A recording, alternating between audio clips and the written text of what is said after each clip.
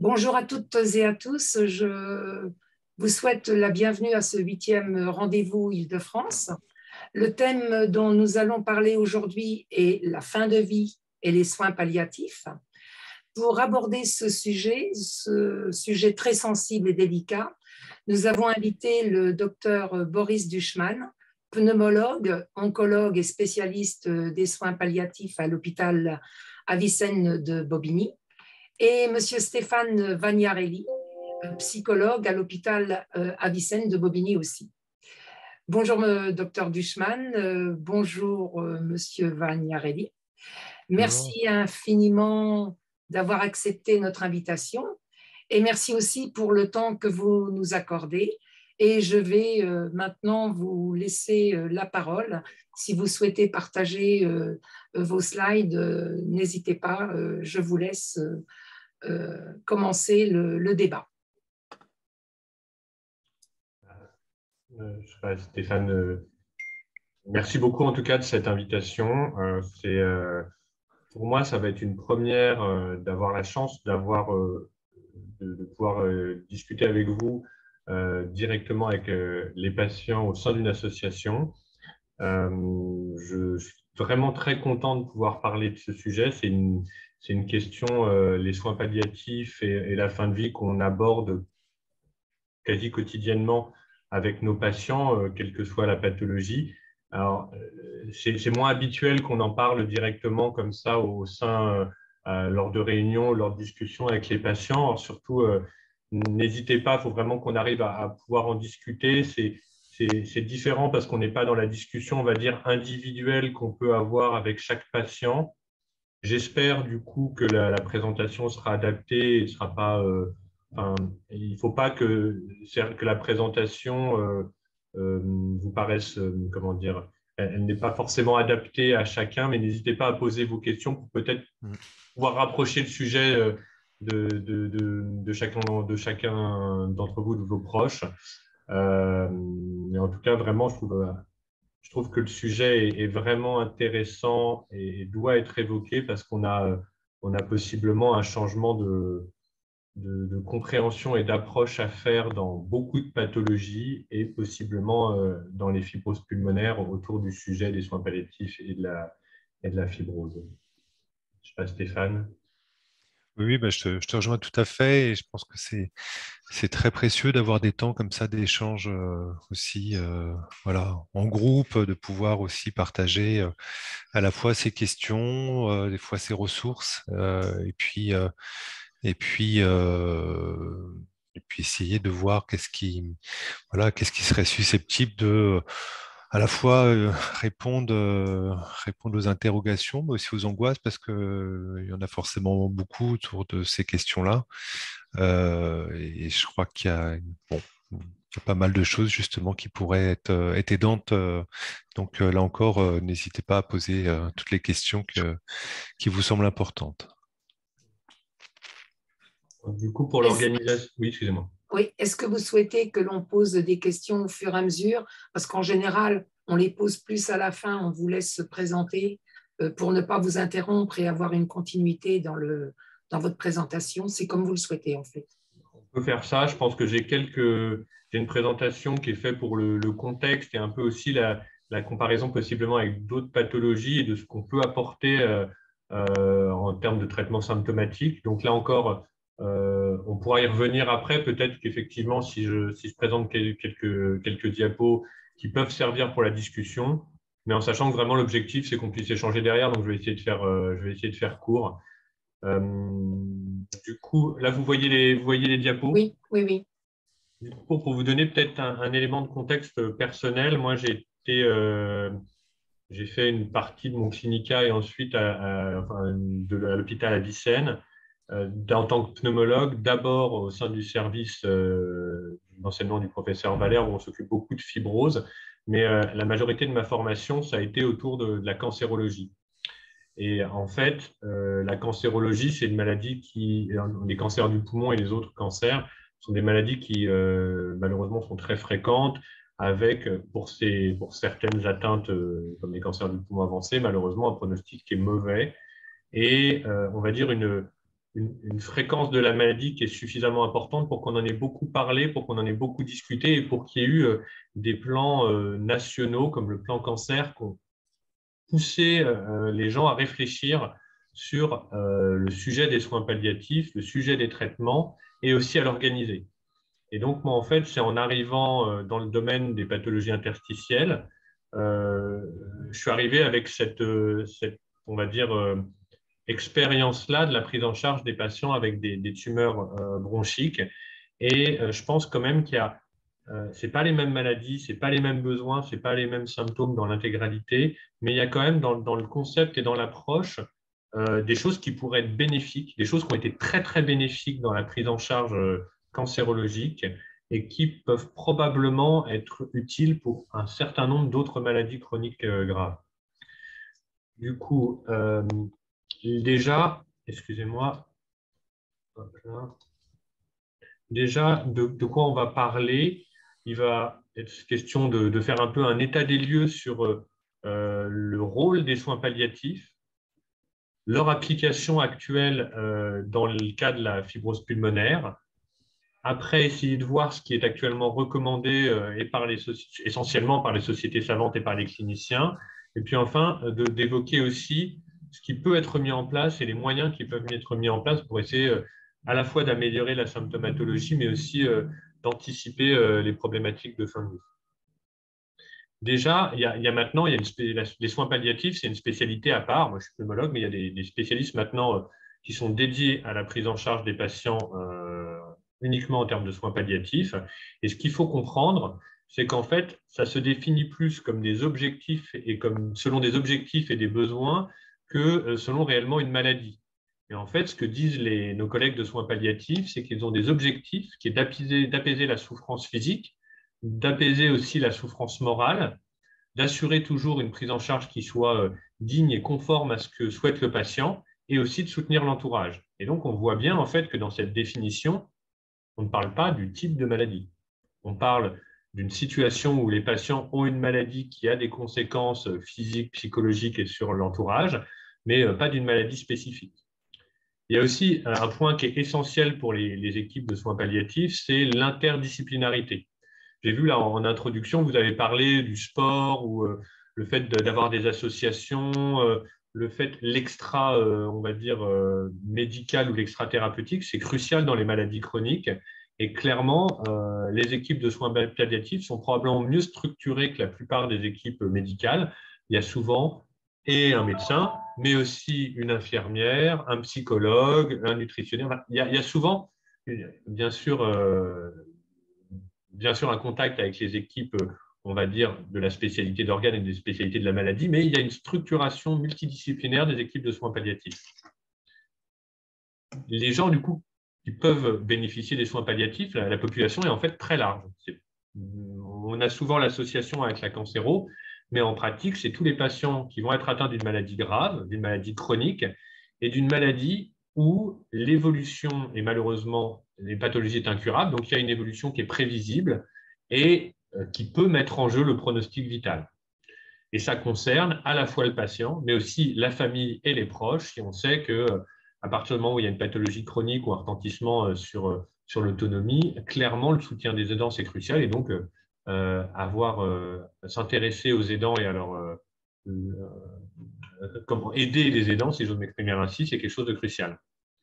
Donc, un point essentiel, et ça a été vraiment bien marqué par ce qui a été fait par le plan cancer, et ça a été bien marqué par l'individualisation d'une spécialité de soins palliatifs, c'est qu'il n'y a pas d'opposition ou de remplacement entre les soins curatifs et les soins palliatifs. On peut complètement traiter une fibrose avec des antifibrosants, discuter de transplantation, discuter de médicaments, et en même temps avoir une prise en charge symptomatique et discuter sur un versant palliatif. Ça se fait très couramment en cancérologie, on y reviendra après. Et ce que nous conseillent les équipes de soins palliatifs, c'est de débuter précocement, parce qu'en fait, ça permet à la fois d'améliorer l'accompagnement et peut-être de dépister les symptômes ou le retentissement psychologique ou physique précocement.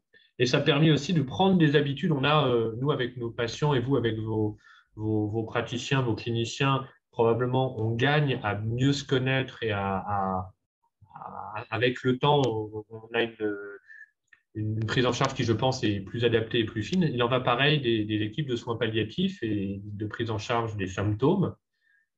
Une prise en charge précoce, ça permet de créer du lien et ça permet de mieux connaître les situations. Donc ça, c'est ce qui est recommandé de manière non spécifique, en fait, indépendamment de toutes ces pathologies, par les équipes de soins palliatifs. Alors, est-ce que la FPI, est-ce que la fibrose pulmonaire idiopathique et les autres pneumopathies interstitielles fibrosantes répondent un peu aux critères de ces pathologies qui pourraient bénéficier des soins palliatifs? Comme vous le savez, la fibrose pulmonaire idiopathique, c'est une pathologie qui n'est pas si exceptionnelle que ça. Ça reste des maladies globalement rares, mais l'ensemble des fibroses pulmonaires, ce n'est pas une maladie exceptionnelle, mais c'est une maladie sévère avec un risque évolutif sur quelques années qui, malheureusement, pour l'instant, est incurable en dehors d'une prise en charge de type transplantation pulmonaire. Et ce qu'on sait aussi, c'est que dès les stades modérément avancés de la fibrose, il y a un retentissement sur la qualité de vie qui est bien rapporté par les patients. Alors, quelles sont les caractéristiques? Ça, vous les connaissez très bien. C'est juste pour rappeler que cette symptomatologie, elle est non spécifique, qu'il y a des symptômes pulmonaires, ça auxquels on pense, on va dire, assez facilement avec la dyspnée, la toux qui peut être très pénible et qui est malheureusement souvent réfractaire au traitement de première intention.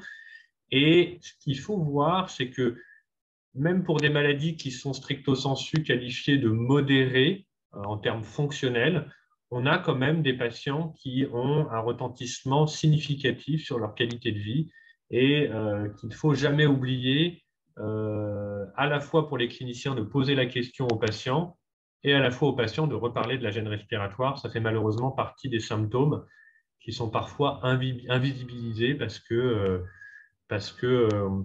on a l'habitude de parler de la douleur ou du poids ou des choses facilement parfois mesurables. Et la dyspnée, quand on a les patients qui sont assis en consultation ou que vous venez voir votre clinicien, c'est parfois plus difficile de l'évoquer ou c'est malheureusement pas fait de manière complètement systématique. Ce qu'il faut aussi, et c'était ce rappel, c'est pas oublier que les symptômes de la FPI peuvent être extra-respiratoires, généraux avec la fatigue et la limitation d'activité qui peuvent être importants, et qu'il y a aussi une dimension psychique avec une association avec des angoisses, de l'anxiété et de la dépression qui peut être important, qui est vraiment, lorsqu'on s'y intéresse de manière un peu systématique, qui est loin d'être exceptionnelle, et un retentissement sur la vie de société et sur les aidants. Alors ça, c'est des choses qu'on sait, mais encore faut-il que ça puisse intervenir dans la discussion que vous avez avec les cliniciens ou avec vous et que vous avez avec les cliniciens, parce que parfois on a beaucoup de choses à évoquer, surtout quand on est autour de discussions thérapeutiques, d'effets secondaires, de fonctionnels, de recherche de pathologies associées, et parfois des symptômes qui sont cruciaux pour la qualité de vie. Lorsqu'on est dans la consultation, on va dire, de thérapeutique, parfois ils sont difficiles à aborder. Enfin, je ne sais pas si c'est quelque chose, on en parlera ensuite, mais moi, c'est l'impression que j'en avais en tout cas. Donc, en fait, le message aussi, c'est qu'on a des traitements qui peuvent être efficaces dans la fibrose, on a les antifibrosants qui peuvent avoir un impact et sur l'évolution et parfois un impact aussi sur les symptômes. On a un traitement qui peut être parfois radical, mais qui est malheureusement minoritairement possible chez nos patients. Et que du coup, il ne faut pas attendre de ces traitements-là qu'ils règlent l'ensemble des symptômes. Il faut y avoir une attention propre et du coup s'intéresser aux symptômes généraux psychiques et pulmonaires du patient en plus de la question des antifibrosants et de la transplantation, c'est crucial et c'est vraiment quelque chose, c'est quelque chose moi qui me paraît en tout cas essentiel dans la prise en charge de ces pathologies et des patients. Donc, les questions qu'on peut se poser si on veut poursuivre cet état des lieux, c'est de savoir est-ce que les patients sont actuellement pris en charge par des équipes de soins palliatifs et quelles sont les conditions et les lieux et quel était le niveau d'information et d'anticipation de la fin de vie. ce qu'on constate, et ça, c'est des études internationales, mais on a un peu le même ressenti en France quand on questionne nos collègues et pneumologues et d'équipes de soins palliatifs en France, c'est qu'il y a très, très, très peu de patients qui sont adressés à des équipes de soins palliatifs. En pratique, moins de 10%. Et qu'en fait, c'est souvent une prise en charge, on va dire, lors d'une hospitalisation sur une aggravation, à un moment où il y a un déséquilibre franc en fait des symptômes et parfois des patients qui sont dans une aggravation malheureusement rapide. Et lorsqu'on regarde ça, on se rend compte qu'il y a beaucoup moins de patients qui sont pris en charge en soins palliatifs de leur fibrose que des patients avec des cancers à symptomatologie égale. C'est-à-dire que vous prenez deux patients, un qui a une dyspnée invalidante dans le cadre d'une fibrose et un qui a une dyspnée invalidante dans le cadre d'un cancer. Le patient qui a un cancer a plus de chances sur ces symptômes-là de voir une équipe de soins palliatifs parce que culturellement, parce que les réseaux, les filières sont ainsi faites que on constate que les patients avec des fibroses, même s'ils ont des symptômes lourds, vont avoir moins cette opportunité en fait d'être pris en charge par une équipe de soins palliatifs. Ça, c'est un constat qui est assez international.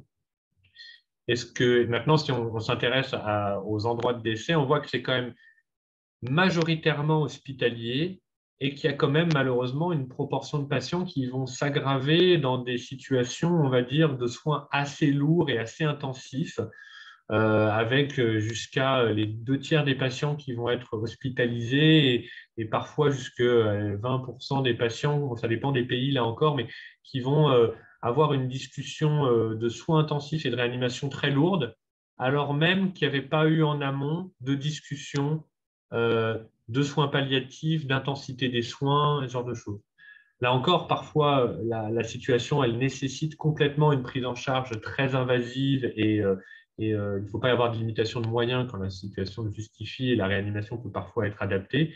Mais il y a aussi, malheureusement, dans ce qui est publié, des situations où les patients avaient une pathologie extrêmement avancée pour laquelle la réanimation n'avait pas forcément, on va dire, euh, une forte probabilité d'améliorer durablement les patients à la suite et qui ont plus été en fait adressés en réanimation sur une sorte de distorsion d'information et une absence de discussion peut-être en amont.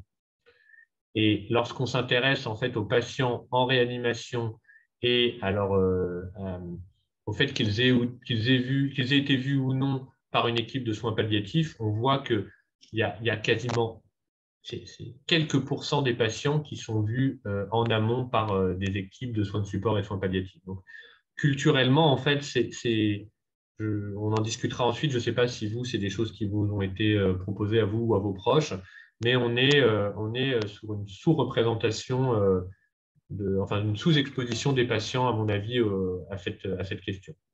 Si on doit faire l'analogie avec le cancer, on a quand même des symptômes, enfin un ressenti qui peuvent être parfois comparables avec des symptômes respiratoires, avec un pronostic, avec un pronostic qui est grave, avec un impact sur l'anxiété, sur l'humeur qui peuvent être importants, un impact sur les aidants qui peuvent être aussi importants. Alors, et si on doit faire une analogie, dans le cancer du poumon, il a été clairement montré que faire intervenir de manière systématique et précoce une équipe de soins palliatifs, ça avait de nombreux bienfaits, avec un bénéfice qui était à la fois physique sur le contrôle des symptômes psychiques aussi sur l'humeur, l'anxiété, le moral, une amélioration des conditions de prise en charge sociale des patients, c'est beaucoup d'études américaines, donc je ne sais pas si c'est complètement transposable, mais possiblement, et aussi une amélioration en termes de qualité de vie. Et à partir du moment où on est avec une maladie chronique, la qualité de vie, moi, c'est quelque chose qui me paraît crucial. Là, je vous montre un essai qui avait fait changer les pratiques en cancérologie. C'est un essai qui a maintenant plus d'une dizaine d'années. Et en fait, aux États-Unis, ils avaient randomisé, c'est-à-dire tiré au sort des patients qui étaient inclus dans un essai. Une partie avait les soins comme d'habitude et une autre partie était suivie en parallèle de leur prise en charge oncologique par une équipe de soins palliatifs de manière régulière, et ce, dès le diagnostic du cancer. L'objectif, c'était la qualité de vie. Et on utilisait pour les autres symptômes des scores pour voir quelle était l'amélioration. Et ce qu'on a vu, c'est qu'il y avait une amélioration de la qualité de vie sur quasiment tous les paramètres utilisés, une amélioration des scores de dépression, et on a même pu constater une amélioration de la survie, possiblement parce que les patients étaient mieux suivis, avec on va dire, une attention plus marquée à leurs symptômes, une meilleure connaissance de leur réseau familial et personnel. Et il y avait aussi moins d'hospitalisation en urgence et non programmée. Et donc, de tout ça, il est sorti en fait que les recommandations en cancérologie ont changé et que maintenant, il fait partie des recommandations américaines, européennes, françaises et internationales que dans les cancers avancés, dont on sait qu'ils ne sont pas curables, il y a un intérêt à une prise en charge d'emblée précoce par une équipe de soins palliatifs. Et ça, nous, c'est ce qu'on fait. Alors, on ne le fait pas toujours quand on dit précoce et immédiate, ce n'est pas au premier jour de la consultation et de l'annonce du diagnostic. Mais moi, qui en pratique clinique, m'occupe plus de patients atteints de cancer que de patients atteints de fibrose, c'est un sujet qu'on évoque systématiquement. Et je dois avouer que sur les 10-15 dernières années, j'ai vu des vrais changements en termes de communication avec les patients. C'était quelque chose qui était très difficile à aborder. Et en fait, les mœurs et la compréhension de l'intérêt des soins palliatifs a changé. Et maintenant, on va dire qu'on ne surprend plus personne en parlant de soins palliatifs en cancérologie. La vision que les patients en avaient a beaucoup changé. Et clairement, nous, quand on avait une équipe mobile de soins palliatifs, ça permet d'avoir une prise en charge à la fois cancérologique et à la fois des soins palliatifs qui est faite de manière très fluide et voilà. En tout cas, maintenant, on a un niveau de preuve pour les soins palliatifs en cancérologie qui est équivalent à celle de l'utilisation des immunothérapies ou de la chimiothérapie. C'est-à-dire que c'était une hypothèse qu'on avait, mais ça a aussi été montré vraiment de manière très robuste sur le plan scientifique. Alors, quelles sont actuellement les recommandations en ce qui concerne les pathologies fibrosantes et les fibroses pulmonaires idiopathiques en particulier? Alors, on a un niveau de preuve qui est moins bon qu'en cancérologie. Il y a eu ce genre d'essais sont en cours, et on n'a pas encore les résultats de ces études. Cependant, les recommandations internationales et les avis d'experts français sont assez unanimes et recommandent aussi, en parallèle des prises en charge spécifiques, de débuter assez rapidement une prise en charge symptomatique et palliative. Alors, ça, c'est ce qui est proposé. Et je pense qu'on est assez loin de ça dans la réalité. Et on va voir pourquoi. Ça a été montré comme faisable. C'est-à-dire qu'on a montré que avoir une prise en charge pneumologique pure et y associer une équipe de soins palliatifs, c'était complètement possible et ça ne perturbait pas le soin des patients et c'était même plutôt bien accepté par le patient et les familles. Et dans les études qui sont de petite envergure, mais qui sont correctement conduites, il y avait déjà un impact sur les symptômes. Cependant, toutes les sociétés savantes disent aussi qu'on a un moins bon niveau de preuve et une moins bonne habitude dans le domaine de la fibrose que dans le domaine du cancer.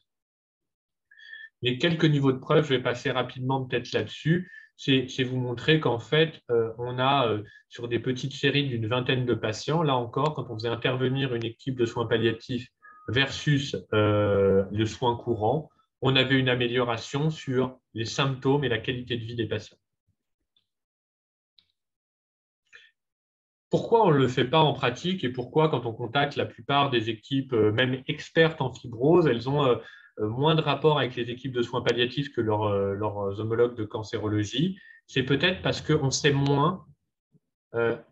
L'histoire naturelle de la maladie est plus complexe dans la fibrose que dans le cancer du poumon, par exemple. On sait moins à quel moment il faut intervenir. Il y a aussi le fait que on va dire l'image de la fibrose, l'image du cancer maintenant a beaucoup évolué et c'est une chose qui est bien connue dans la société. Tout le monde connaît les pathologies tumorales. Les maladies fibrosantes, c'est des maladies qui restent quand même moins connues du public, moins connues des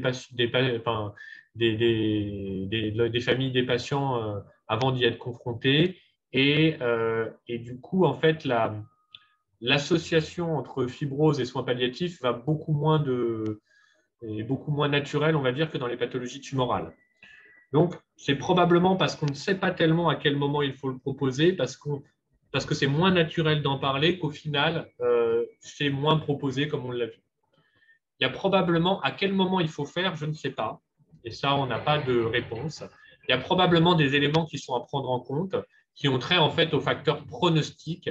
On sait que il paraît assez logique d'évoquer d'autant plus le traitement des symptômes, les soins palliatifs et même la fin de vie avec des patients qui ont des maladies sévères ou rapidement évolutives qu'avec des patients qui sont sur un diagnostic plutôt précoce, radiologique, qui sont très peu symptomatiques.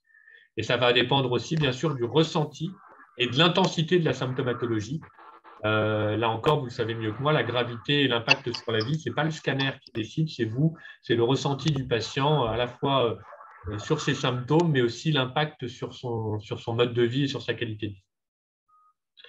Alors, une fois qu'on a discuté de savoir à qui on pourrait le proposer, la question qui vient, c'est de savoir qu'est-ce qu'on peut proposer et comment en fait on peut intervenir et comment pourrait être inclus les soins palliatifs dans la prise en charge des patients suivis pour une fibrose.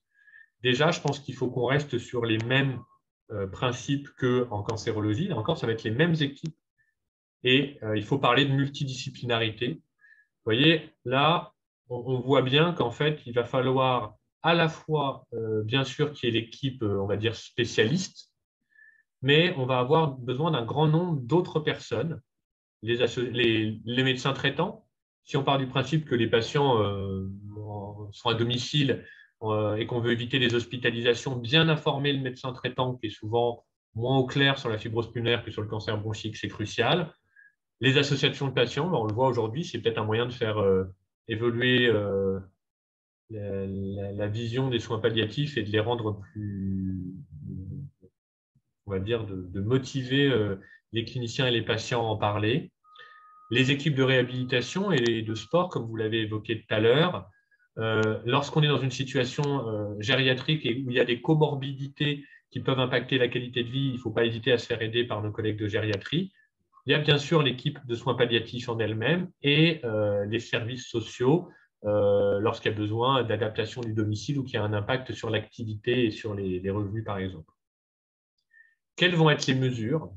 Alors, il va y avoir deux grandes familles. Il va y avoir les mesures médicamenteuses. Ça, parfois, souvent, les docteurs ne sont pas trop mauvais sur les mesures médicamenteuses, mais il y a aussi toutes les mesures médicamenteuses où c'est souvent les patients ou au sein des associations où on a, par les échanges entre les patients, en fait, que les patients s'informent. Et ça, on va y venir un peu après. L'évaluation des symptômes, on n'est pas très bon. Le message, moi, que j'aurais envie de transmettre, c'est que en tant que clinicien, on a parfois, je ne sais pas si c'est par habitude, par difficulté à évoquer des sujets difficiles, mais c'est vrai que euh, on va parler plus facilement parfois du scanner et des épreuves fonctionnelles que vraiment du niveau de dyspnée et de l'impact sur la qualité de vie. Et bien ça, la balle est parfois dans le camp des docteurs aussi. Il faut qu'on sache mieux quantifier, mieux préciser l'évolution et l'impact sur des symptômes. Donc, vous, bien sûr, vous en parlez. Il faut aussi nous qu'on s'améliore là-dessus très probablement parce qu'il y a des symptômes qui sont plus durs à évaluer que d'autres. Par exemple, la douleur, c'est un symptôme qu'on a bien appris à évaluer, je trouve, sur les dernières années, et c'est bien rentré dans les pratiques des docteurs, des jeunes docteurs, des infirmières, des aides-soignantes, où on le quantifie, et le fait de pouvoir le quantifier par des échelles visuelles, par des questions, on va dire, qui sont posées de manière très systématique, je pense qu'on a amélioré la prise en charge de la douleur. Je pense que dans des maladies où la dyspnée et la toux sont au centre, il faudrait probablement qu'on améliore notre capacité à quantifier et à poser des questions plus systématiques sur la dyspnée. Qu'est-ce qu'on peut faire? L'évaluer, et ça, pour l'instant, l'auto-évaluation et l'EVA, c'est ce qu'on fait de manière la plus courante. Il faut bien sûr jamais oublier de traiter les autres pathologies qui peuvent provoquer une gêne respiratoire. Il y a la place, bien sûr, des traitements spécifiques de la fibrose, et il y a des choses qui sont, lorsqu'elles peuvent être mises en place, lorsque les patients sont éligibles, qu'il n'y a pas de contre-indication, on sait que la réhabilitation, ça peut avoir une place.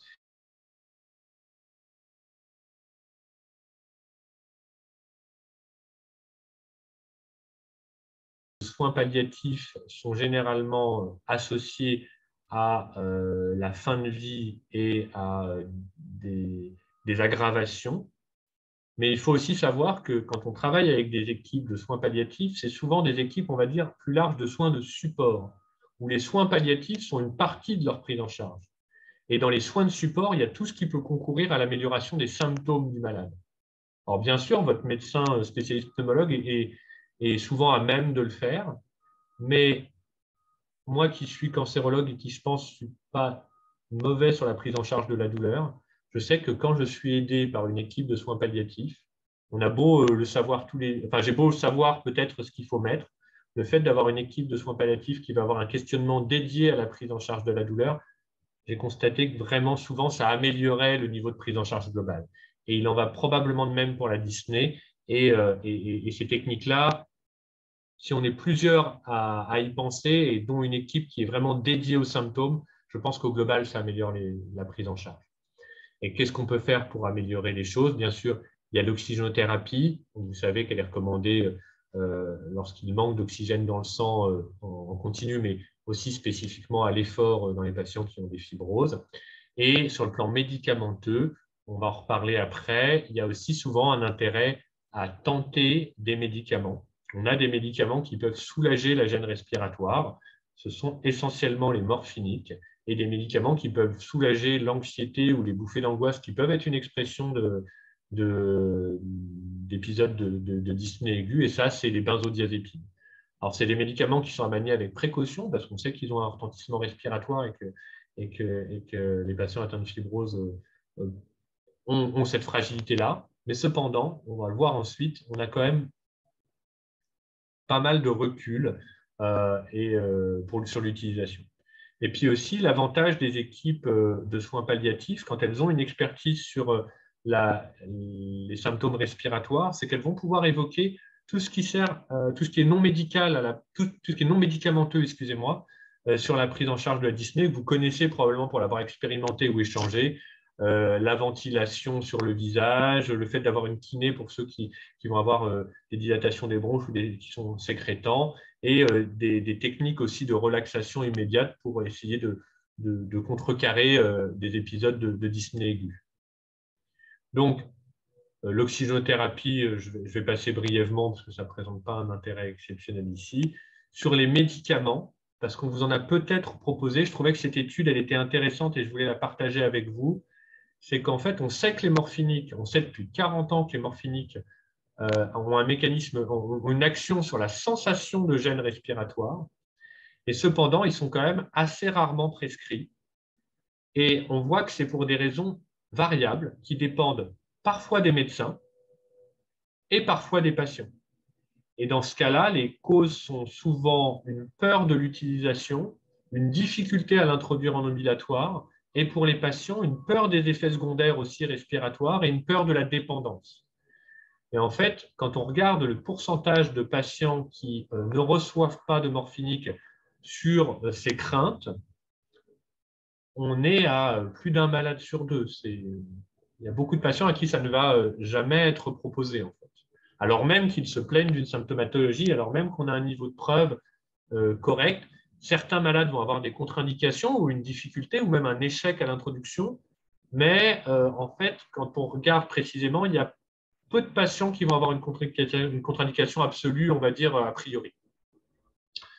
En ce qui concerne l'atout, là encore, qu'est-ce que vont pouvoir faire les équipes de soins de support? Bien sûr, il va y avoir une prise en charge par les antifibrosants qui sera faite par nos pneumologues. Les autres vont aussi s'attacher aux autres causes, au traitement des reflux, aux autres pathologies qui peuvent donner de l'atout, et vont aussi pouvoir peut-être surveiller l'introduction de certains traitements comme les morphiniques, comme les corticoïdes, et plus rarement d'autres médicaments lorsque les toux sont extrêmement, extrêmement invalidantes. La mise en place des traitements non médicamenteux, là encore, pourquoi une équipe de soins palliatifs peut être utile ou de soins de support? C'est parce qu'en fait, ils ont ces habitudes et ils ont ces réseaux qu'on n'ont pas forcément les pneumologues traitants. Et par exemple, pour la toux, il peut y avoir un intérêt pour certains patients à une orthophonie, quand ils ont des troubles de déglutition, ce genre de choses, qui peuvent, dans certaines situations, être extrêmement efficaces. Donc, avoir un temps dédié avec une équipe dédiée où on parle des symptômes, c'est, je pense, pouvoir améliorer la prise en charge.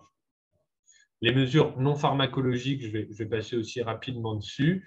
La réhabilitation, c'est quelque chose qui est évoqué généralement par les pneumologues. Là encore, ça sera marginalement par les équipes de soins palliatifs, mais on sait qu'il y a un bénéfice sur la dyspnée à court et moyen terme.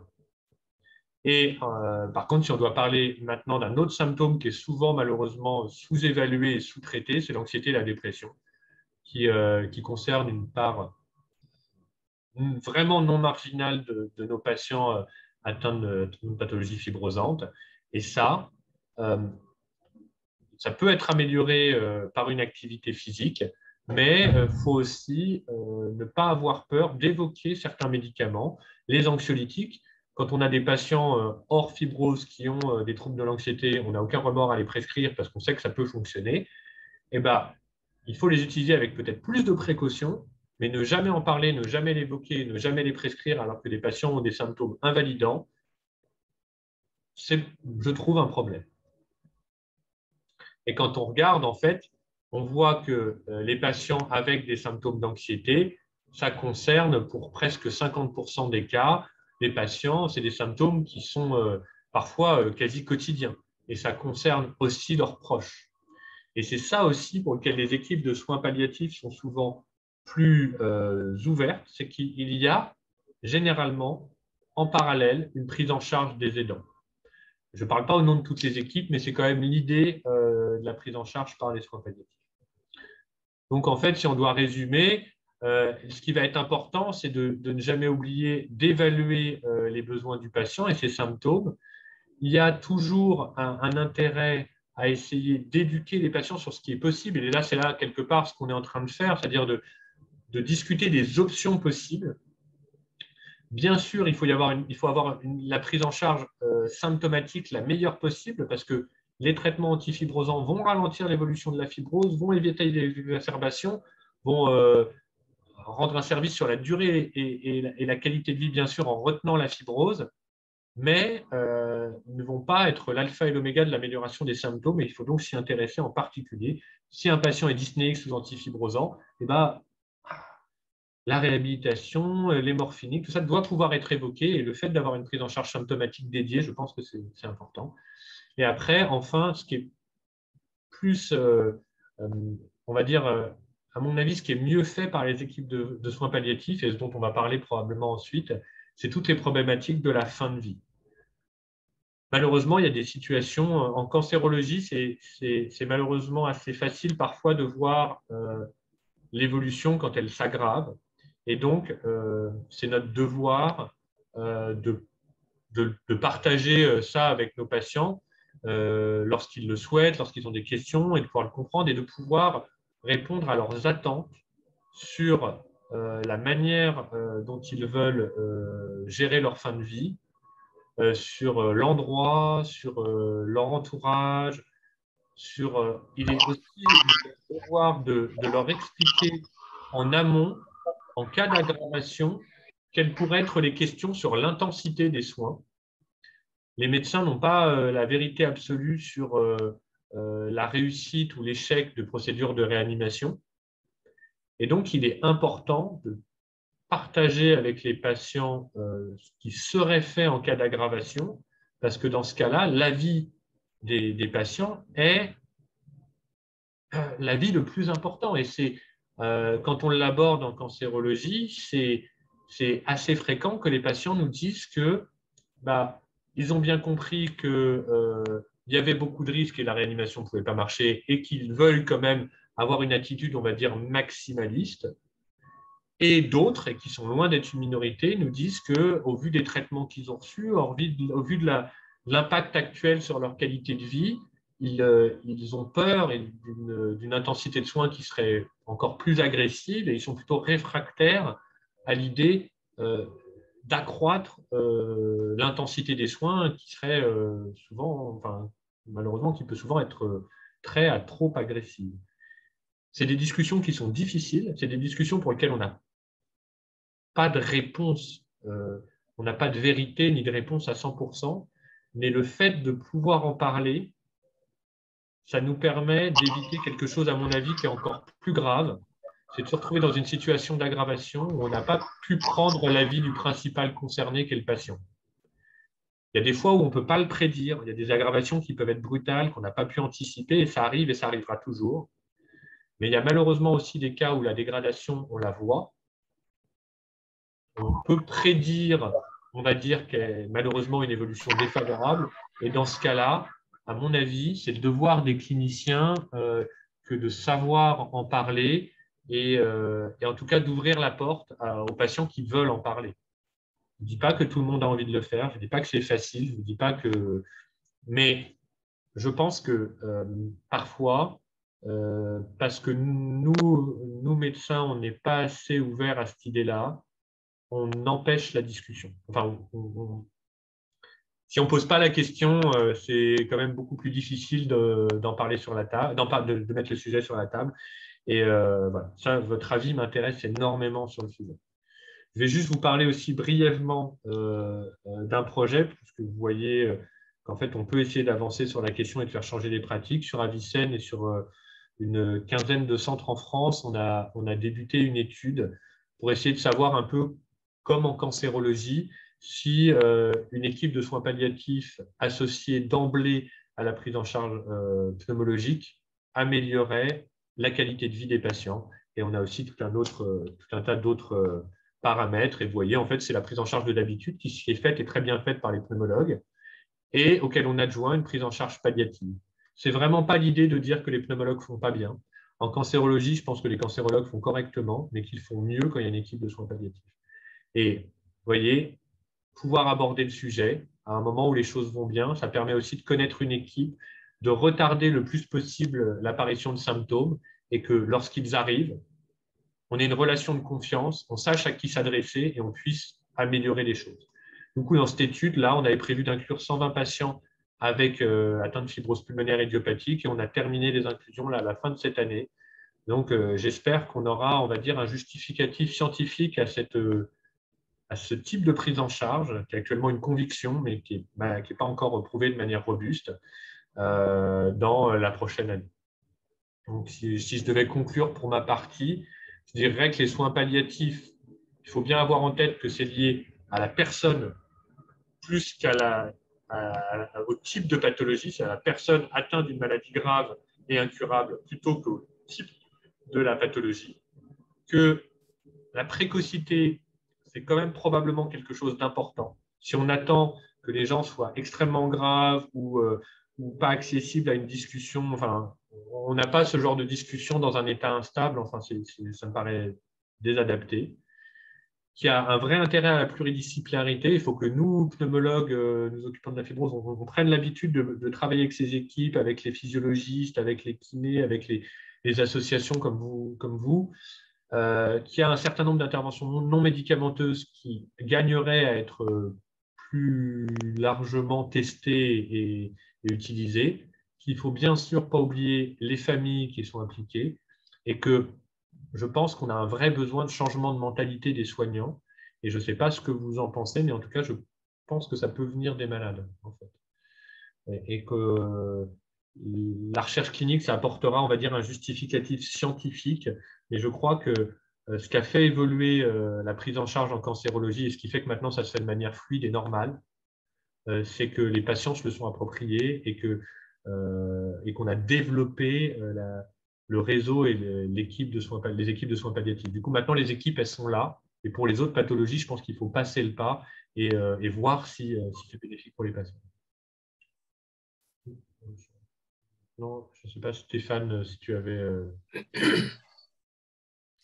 Non, c'est super. Je pense qu'après, c'est une présentation qui va susciter, je pense, beaucoup de questions. Donc, je pense que ça serait bien qu'on garde du temps pour ça aussi. Merci, Dr Duchman. Merci, Monsieur Vagnarelli, pour votre intervention à venir, je pense, au cours des prochaines questions. Si quelqu'un a d'ores et déjà une question à poser au Dr Duchman par rapport à son intervention et à toutes ses explications sur la fin de vie et les soins palliatifs, n'hésitez pas, prenez la parole maintenant. Voilà, merci à vous. commencer peut-être, Françoise, pour lancer, pour lancer, Oui. pour lancer les questions. Et Alors, puis, tout à l'heure, ouais. vous disiez que en cancérologie, c'était pratiquement un systématisme d'être amené à avoir des soins palliatifs plutôt que l'AFPI. Pourquoi est-ce que l'AFPI n'est pas systématique, ou est-ce que c'est le patient qui doit demander d'avoir ces soins palliatifs? Puisque, a priori, ce n'est pas rentré dans les mœurs du service de pneumologie. Je pense que c'est vraiment une question de mentalité, parce que, vous voyez, au sein d'un même service, il y a des cliniciens qui vont s'occuper de patients atteints de cancer. Et là, on va dire, le recours aux soins palliatifs se fait maintenant de manière assez évidente et naturelle. Et tout le monde est convaincu que pas faire de soins palliatifs, c'est pas bien. Même quel que soit le pronostic du malade à court ou moyen terme, si vous voulez. Mais pour les pathologies fibrosantes, on n'a pas cette habitude-là. Là encore, parce que c'est souvent plus dur de définir le pronostic, parce que les symptômes l'évolutivité est plus difficile à saisir, pour des raisons qui sont possiblement légitimes. Mais je pense qu'il y a aussi une partie où on n'a pas la culture et l'habitude de le faire. Parfois, moi, j'ai vu des patients avec des fibroses symptomatiques, malgré les traitements spécifiques, c'est malheureusement fréquent, et à qui on n'a jamais peut-être essayé certains médicaments. Ce n'est pas l'alpha et l'oméga de mettre des morphiniques dans la fibrose, mais il y a une proportion des patients qui vont être franchement améliorés. Ce n'est pas l'alpha et l'oméga de proposer la réhabilitation. Il y a des patients, vous le savez, pour l'avoir probablement testé, certains moyens non médicamenteux vont avoir une efficacité chez certains et d'autres chez non. Mais c'est ça l'intérêt justement de la prise en charge symptomatique, d'avoir des gens dont ça va être le rôle et qui vont proposer, tester, évaluer individuellement pour chaque patient. C'est une histoire très individuelle, la prise en charge des symptômes. Et ça, voilà, on n'en a juste pas la culture. Il y a aussi un autre point que je n'ai pas évoqué, mais souvent, en cancéro, on rentre sur la douleur. Les patients ont souvent mal. Et la douleur, c'est un symptôme que tout le monde comprend et pour lequel on a des thérapeutiques qui sont, entre parenthèses, faciles à mettre en place. On a des paliers dentalgiques et c'est très, très rare qu'on n'arrive pas à soulager des douleurs. Du coup, c'est vrai que c'est un mode d'entrée qui est plus facile. Tandis que la dyspnée, il faut aussi savoir que la médecine a ses limites et que je pense qu'on peut souvent l'améliorer, mais qu'on n'a pas de médicaments miraculeux qui permettent de faire disparaître la dyspnée comme on peut faire disparaître une douleur. Donc, il y a peut-être cette limitation-là qui fait que les cliniciens ont moins le réflexe d'aller vers les soins palliatifs, vers les équipes de soins de support, en fait, au sens large. C'est ça, c'est les symptômes et la gestion de l'aggravation de la maladie. C'est vrai que dans la FPI, on ne souffre pas physiquement. On a un problème d'essoufflement, un manque d'oxygène, mais on n'a pas des douleurs physiques réelles, en fait. Donc, peut-être que les soins palliatifs sont plus réservés aux personnes qui ont des souffrances physiques. Nous, on a besoin d'oxygène, on a besoin d'aide psychologique. Monsieur Vagnarelli est là pour nous en parler, parce qu'un soutien psychologique peut aussi aider les patients à mieux supporter leur maladie. Donc, ça peut rentrer aussi dans le soin palliatif. Hein. Oui, mais d'un autre côté, enfin, vous voyez, il n'y a pas de douleur physique. Moi, je vois un certain nombre de patients, et quand ils ont des épisodes de dyspnée très aigus, on n'est pas très loin de la souffrance physique. Voilà, même d'un point de vue biologique, pharmacologique, tout ça, on met des morphiniques qu'on met depuis 40 ans parce que les centres de gestion de la dyspnée et de la douleur sont assez proches. Et en fait, certains patients vont avoir un vrai soulagement de la gêne respiratoire et vont vivre parfois la gêne respiratoire comme une souffrance. Enfin, là encore, c'est un symptôme, on n'y est pas. Mais tel que les patients nous l'expriment, Et j'avais un petit peu cette impression-là. Je ne sais pas si certains ont des médicaments dédiés à la dyspnée, pas des traitements anticonvulsivants, mais autres qu'on leur a proposés ou qui ont pu fonctionner. J'avais une question, moi, docteur Duchman, merci pour vos explications. J'avais une question sur l'anticipation. Vous avez beaucoup parlé d'anticipation. Alors, effectivement, on peut anticiper. Nous, on vit aussi, en plus, avec une épée de Damoclès tout le temps au-dessus de la tête, qui est l'exacerbation. Je dirais, on peut aller bien aujourd'hui, puis demain faire une exacerbation. Donc là, l'anticipation est nécessaire aussi. Est-ce que vous pourriez peut-être parler un petit peu de l'importance des directives anticipées, de la personne de confiance, etc. Parce que c'est des questions que je me pose et qu'on peut se poser dans le cadre de cette anticipation-là. Vous avez complètement raison. Enfin, là, vous, je pense que tout le monde là autour de la table vous avez une compréhension de votre maladie qui est supérieure à la moyenne. C'est-à-dire, vous avez cette volonté d'être informé et probablement un niveau d'information qui est très bon. Déjà, en fait, il y a toute une catégorie de la population, et c'est pour ça que je trouve que parler de soins palliatifs, tout ça, c'est utile, parce qu'on a probablement un retard d'information de certains patients. Déjà, ça, c'est un point. Plus spécifiquement pour votre question, effectivement, il y a des aggravations qui peuvent être imprévisibles. Et pour les patients qui l'ont compris ou qui ont une maladie peut-être plus à risque ou peut-être plus avancée, plus à risque d'exacerbation, parler de directives anticipées, c'est un moyen de discuter de ce que vous souhaiteriez et de ce que vous ne souhaiteriez pas. Et un moyen de discuter avec votre médecin de ce qui serait mis en place en cas d'aggravation. Alors là encore, on n'a pas de boule de cristal, donc on ne peut pas prédire l'avenir. Et puis, il y a des exacerbations qui sont, malheureusement, ça reste très souvent grave, mais il y en a pour lesquelles qu'on peut parfois contrecarrer. Donc, le fait de discuter et de faire des directives anticipées, ça permet de montrer que vous aviez compris le problème et de dire jusqu'où vous ne souhaiteriez pas qu'on aille. En pratique, dans la fibrose, la question, c'est souvent la réanimation et c'est souvent l'intubation et la ventilation. C'est ça, en fait, la question.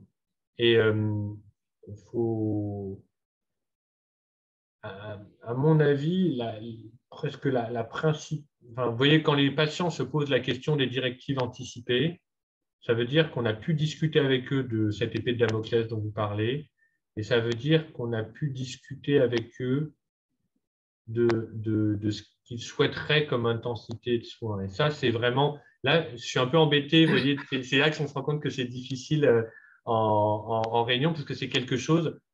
j'ai l'impression qu'on y arrive à un moment à titre individuel. J'ai l'impression de pouvoir parler d'intensité de soins avec mes patients que je connais depuis plusieurs mois, plusieurs années.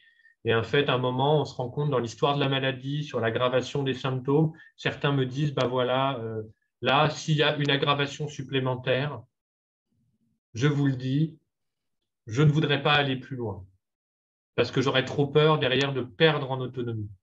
Et d'autres qui me disent, là, c'est la Xème cure de chimiothérapie, mais je veux encore y aller.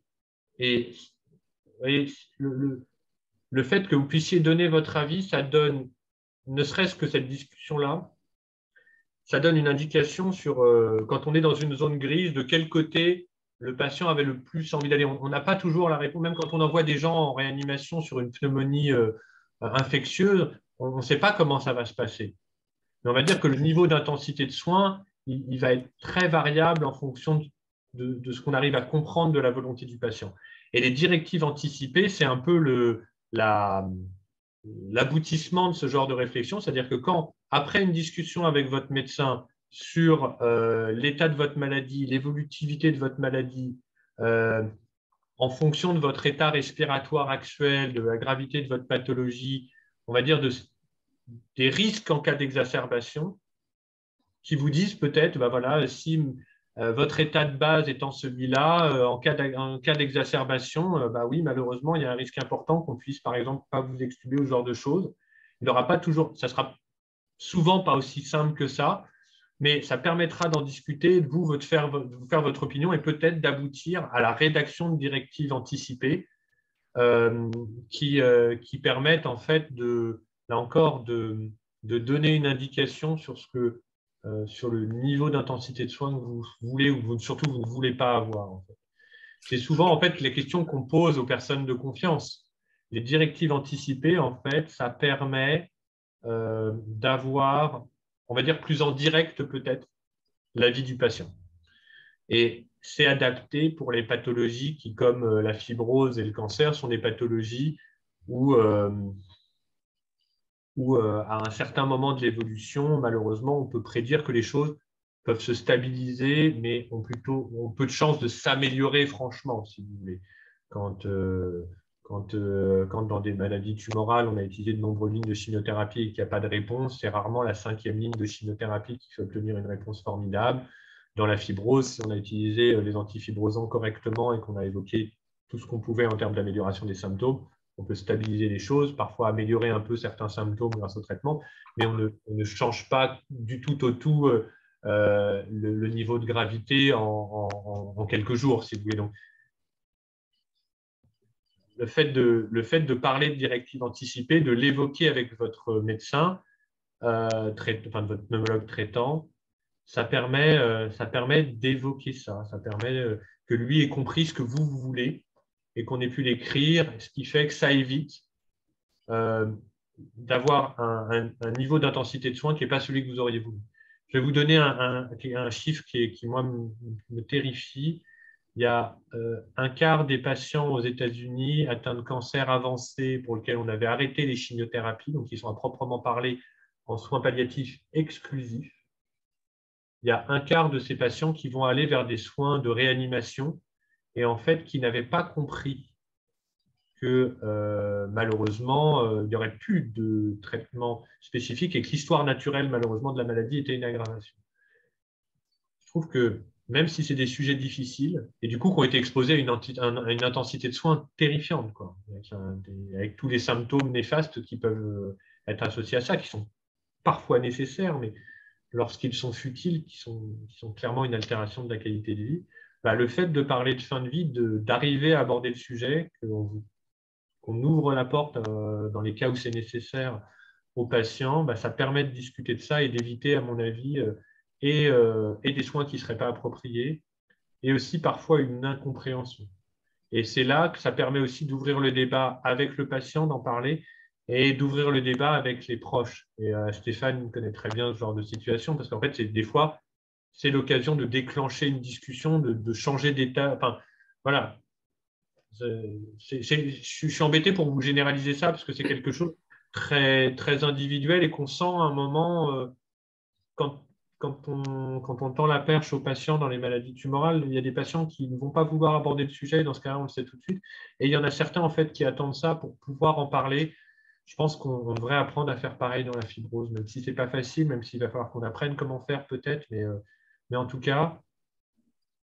C'était vraiment le sens de ma question et de mon intervention, en fait, parce que moi, j'ai le sentiment que ça vient rarement du pneumologue de mettre le sujet au cours dans la discussion. Effectivement, je pense que on fait que nous, patients, on sache en fait qu'il y a ces possibilités-là et qu'effectivement, c'est des choses qu'on peut prévoir, qu'on peut anticiper. Il y a un double message. Un message envers les pneumologues, peut-être d'en parler, au moins de tendre la perche, comme vous le dites un peu plus souvent, puis aussi le message à nous, les patients, de dire effectivement, c'est le genre de discussion qu'on peut avoir et qu'on doit avoir, si on en a envie, avec son pneumologue pour pouvoir bien anticiper tout ça. En corollaire de ça, j'avais une seconde question, docteur. Est-ce qu'il y a des unités de soins palliatifs? On est pratiquement tous suivis dans des centres de compétences ou de référence à l'hôpital. Est-ce qu'il y a des unités de soins palliatifs dans tous les centres de référence de compétences? Alors, généralement, oui, c'est des gros centres. Donc, à défaut d'avoir par exemple, nous, on n'a pas, sur l'hôpital où je travaille, on n'a pas d'équipe de soins palliatifs, on n'a pas de service, mais on a un service avec lequel on travaille. Les soins palliatifs, c'est une spécialité où les indications se sont tellement élargies avec la cancérologie qu'il y a un vrai problème d'organisation sur le territoire. C'est une spécialité où les praticiens sont rares et où, du coup, c'est assez cruel, mais il y a beaucoup d'endroits où les soins palliatifs ne sont pas aussi bien organisés qu'ils devraient l'être. Mais ça, c'est peut-être aussi notre combat à nous et à vous. Si on arrive à prouver que ça apporte quelque chose, eh ben, ça veut dire derrière qu'il faut mettre les moyens et qu'il faut dimensionner les moyens, pas seulement pour la cancérologie, mais aussi pour les patients atteints d'autres pathologies symptomatiques.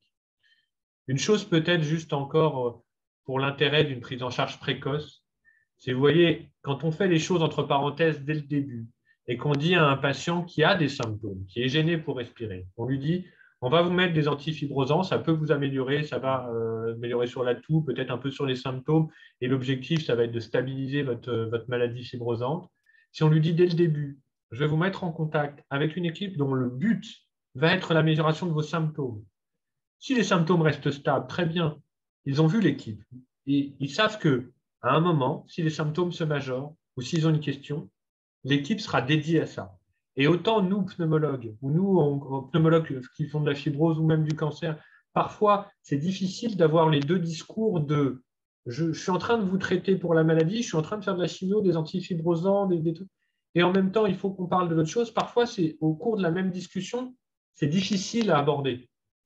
L'avantage d'avoir une équipe dédiée, c'est que là, naturellement, le sujet fait partie de la discussion et sera abordé plus facilement. Et nous, moi, je sais que sur les directives anticipées en cancérologie, j'étais assez mauvais.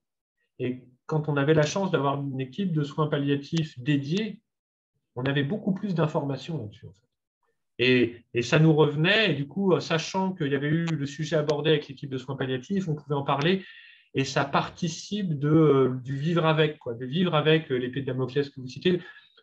On prévoit, on se projette, on arrive à. Enfin, j'ai objectivement, voilà, il y a des patients qui ne veulent pas, et dans ce cas-là, il faut respecter la liberté des gens d'avoir ou de ne pas avoir l'information. Mais ce que je trouve cruel, c'est quand on ne donne pas l'information, qu'on n'en discute pas à des gens qui la souhaiteraient.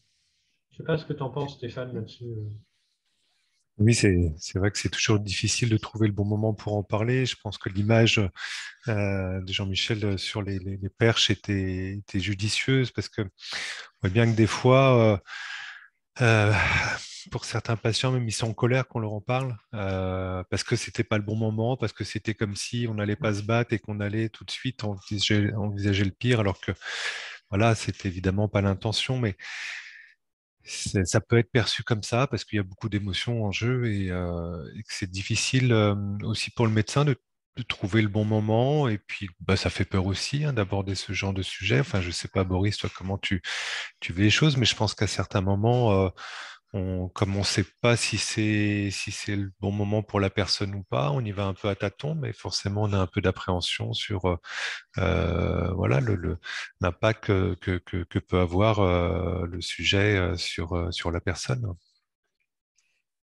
Les personnes n'ont pas rempli leur directive anticipée et celles qui ne veulent pas en parler, mais par contre, on ne parle pas de celles qui veulent en parler. Par exemple, une personne, un patient est en telle souffrance, en telle détresse, et sait très bien qu'il ne va pas s'en sortir. Il vous demande, j'ai plus envie de vivre. Il le dit aussi à sa famille, arrêtez de me faire souffrir. Comment vous accompagnez ces personnes? Comment vous faites pour pouvoir les aider à partir dignement?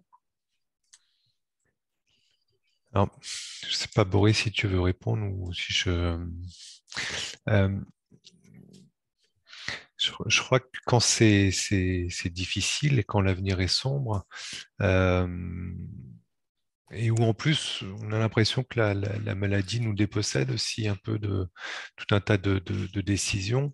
Je crois que des fois on a besoin de se dire qu'au final on aura quand même le dernier mot et qu'on peut décider de partir quand on veut. Et je crois que c'est comme on veut, enfin quand on veut et puis peut-être aussi comme on veut. Hein. Et je crois que même si pour les proches, par exemple, ça peut être très inquiétant hein, quand la personne dit mais moi je vais pas attendre que ça se dégrade trop, je sais déjà comment je vais faire tout ça ou je pourrais aller dans tel pays et puis me faire assister. Je crois que c'est important en tous les cas pour la personne d'identifier que elle a cette possibilité de reprendre la main au moment où elle le souhaitera. Hein. Et Et c'est peut-être justement parce qu'elle a le sentiment qu'au cas où elle peut reprendre la main et décider, qu'elle peut aussi plus facilement aussi entendre que bah, il y a des alternatives possibles et que justement toute la prise en charge palliative qu'évoquait Boris permet là aussi finalement euh, alors mourir dans la dignité, je sais pas, mais en tous les cas vivre le plus longtemps possible dignement, hein, dignement, c'est-à-dire sans être envahi par ses douleurs, par son essoufflement, par tout un tas de choses. Et je pense que les soins palliatifs tels qu'ils sont proposés, quand ils sont euh, justement utilisables de manière optimale, bah, permettent vraiment de vivre et de partir dans la dignité, hein.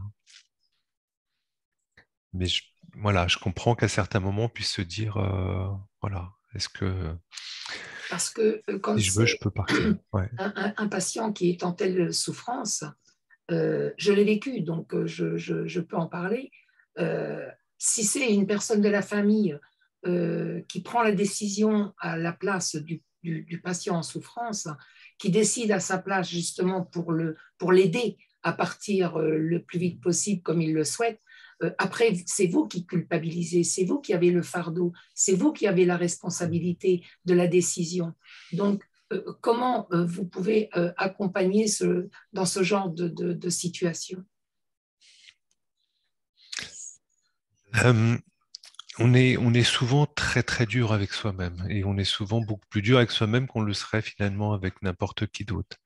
Et c'est vrai que du coup, quand on est amené à donner entre guillemets le feu vert à l'équipe peut-être pour majorer la sédation, et que à l'issue de cette sédation, il y a le décès, c'est sûr qu'on peut culpabiliser, hein.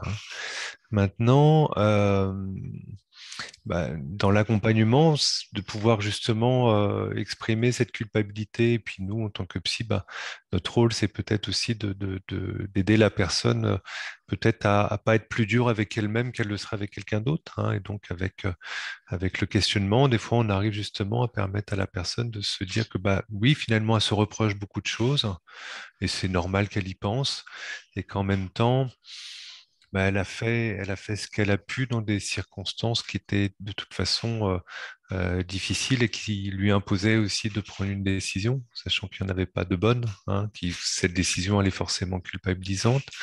Je crois qu'elle est le fardeau de ceux qui restent, et de tous ceux qui restent et qui ont une part à prendre dans cette décision quand c'est le cas, mais qu'en même temps, on peut pas voilà, sans vouloir plus que on en voudrait à notre enfant s'il avait pris cette décision-là pour nous un jour, hein. Vous voyez, c'est d'inverser les rôles, des fois, ça permet aussi de se dire, bah, si c'était mon enfant qui culpabilisait comme moi je culpabilise, qu'est-ce que je lui dirais? Est-ce que je lui dirais, t'as raison de te culpabiliser? Ou finalement, je trouverais tout un discours alternatif qui lui dirait, mais voilà, je suis désolé de t'avoir mis dans cette situation-là.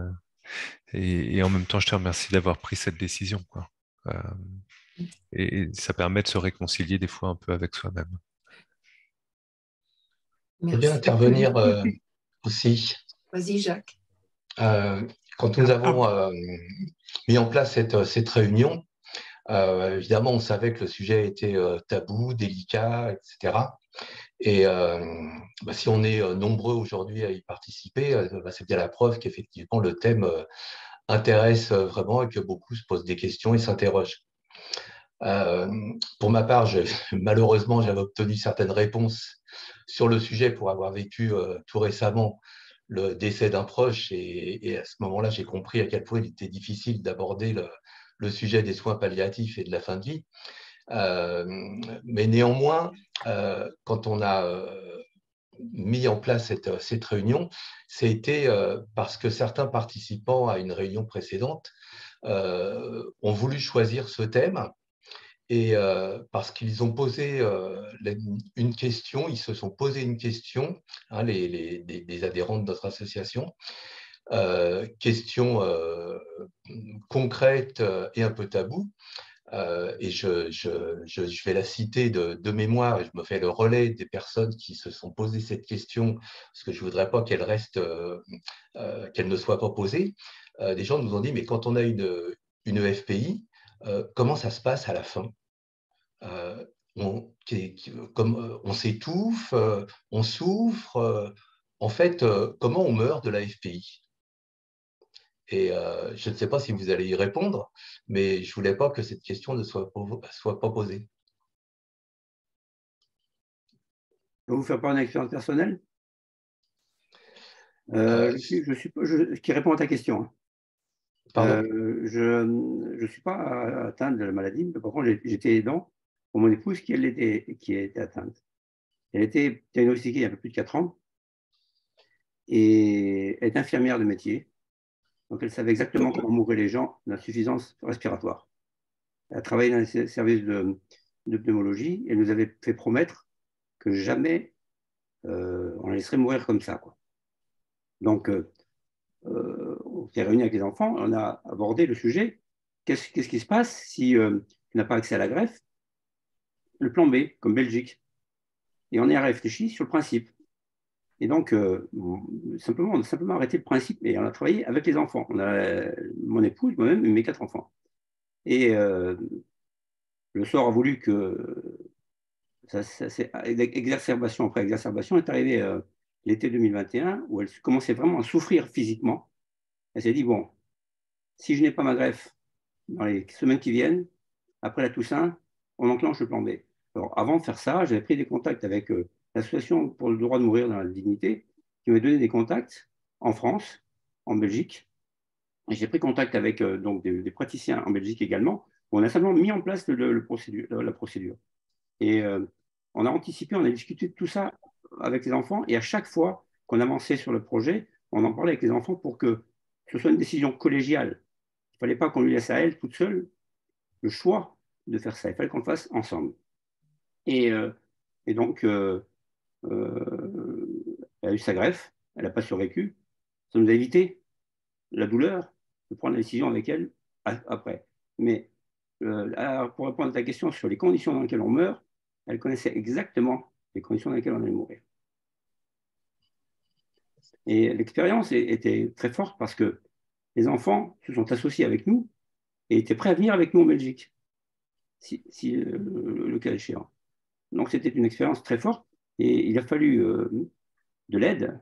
Et on avait anticipé, parce que c'est ce que disait le docteur Duchemin, c'est que l'anticipation, c'est la règle. On anticipait pratiquement dès le lendemain de son diagnostic. Elle savait vers quoi elle allait, donc elle a souhaité qu'on anticipe. Elle a pris contact avec un psychiatre qui l'a accompagnée. Donc, elle a discuté avec son médecin traitant, avec toute la chaîne des spécialistes qui la suivaient, et tout le monde était au courant de ce plan B. Et tout le monde l'encourageait à garder ça dans un coin de sa tête au cas où. Elle a fait son bilan de greffe, elle était éligible, etc. Et ça s'est mal passé. Quelque part, avec les enfants, on s'est dit tant mieux, parce que ça nous a évité une décision extrêmement difficile à prendre, quoi. Voilà.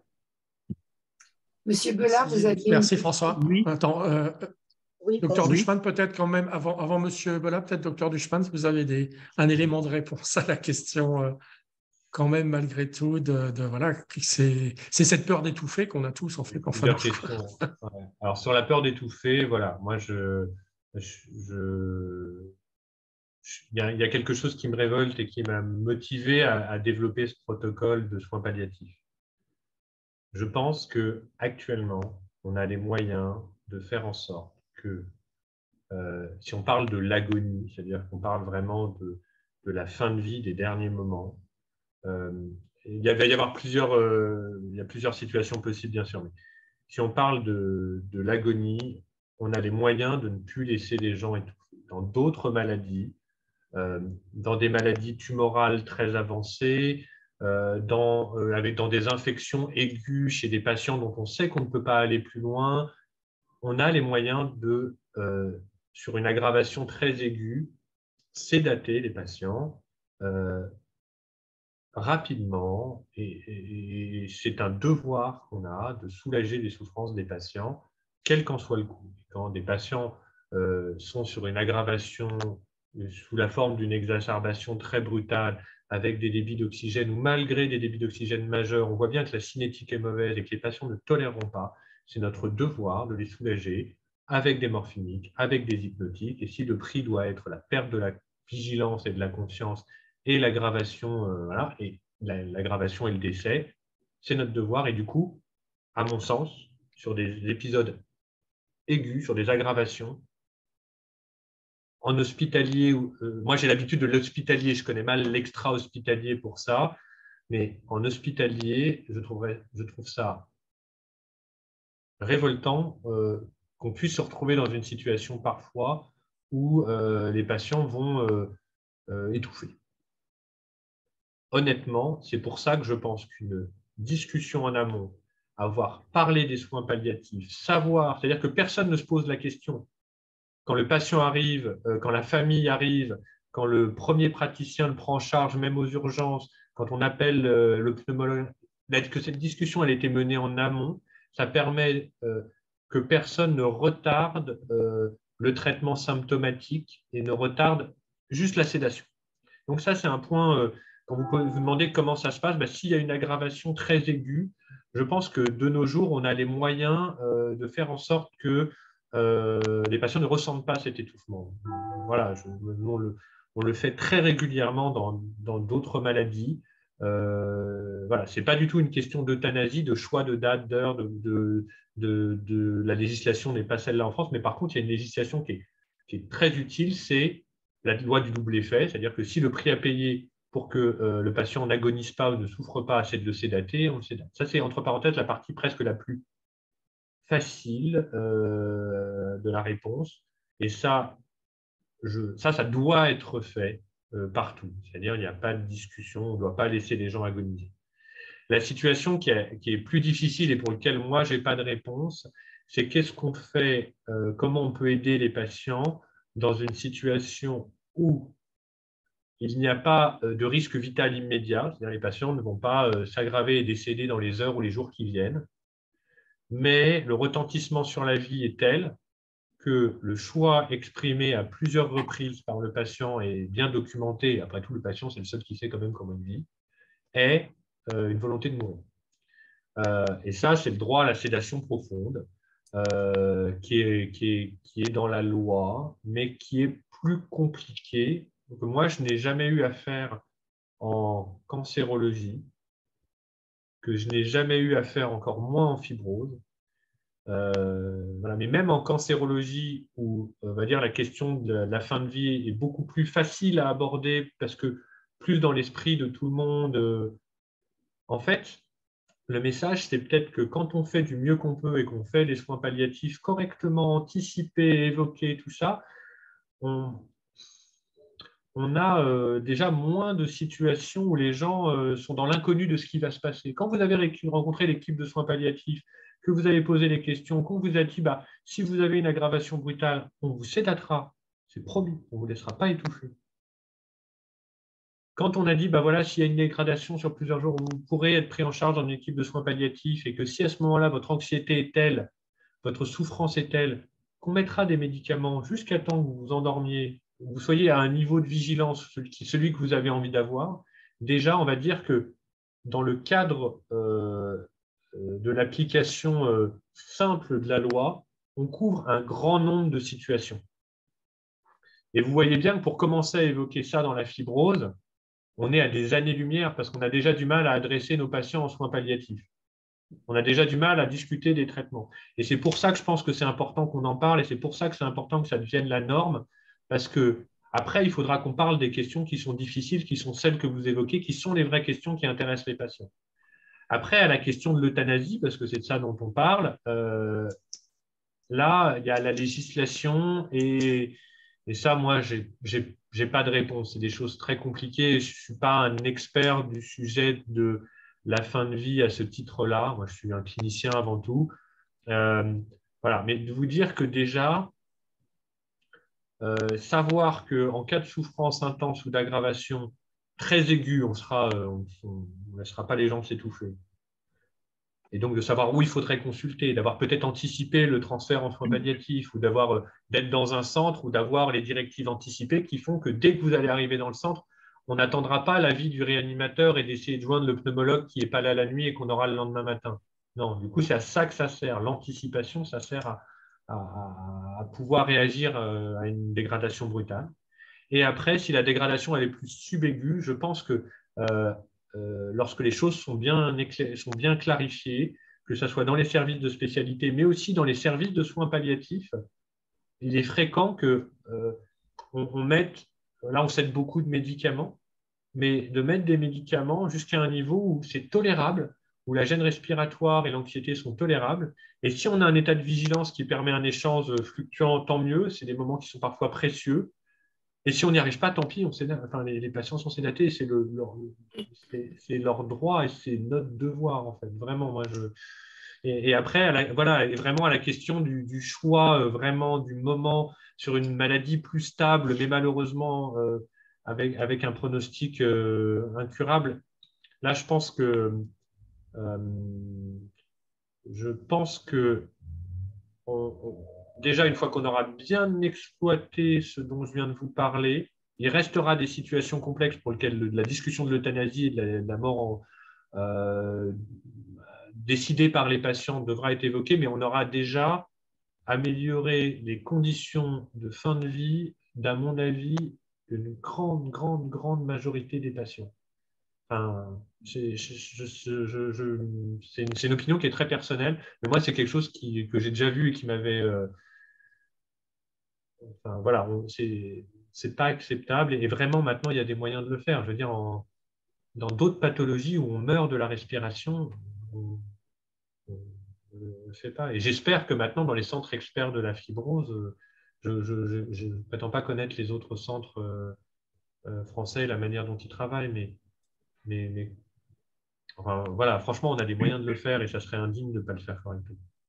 Est-ce que vous pouvez préciser ce qu'est la sédation profonde et la sédation continue? Alors, ouais. Alors, la sédation profonde, je ne vais pas être spécifique à la fibrose, là, mais obtenir parfois, quand on traite les patients, on utilise des anxiolytiques, qui sont des médicaments, qui sont des benzodiazépines, des médicaments qu'on utilise en anesthésie. On peut les utiliser à des certaines doses où les patients vont être soulagés et vigiles, mais parfois, les gens restent anxieux et avec des symptômes, ce qui fait qu'on augmente les doses et qu'on arrive à obtenir un soulagement qu'au prix de la vigilance. Donc, en fait, c'est ça qu'on appelle une sédation, c'est qu'on a endormi les patients. Le cas particulier, il y a un cas particulier qui est dans des situations évolutives,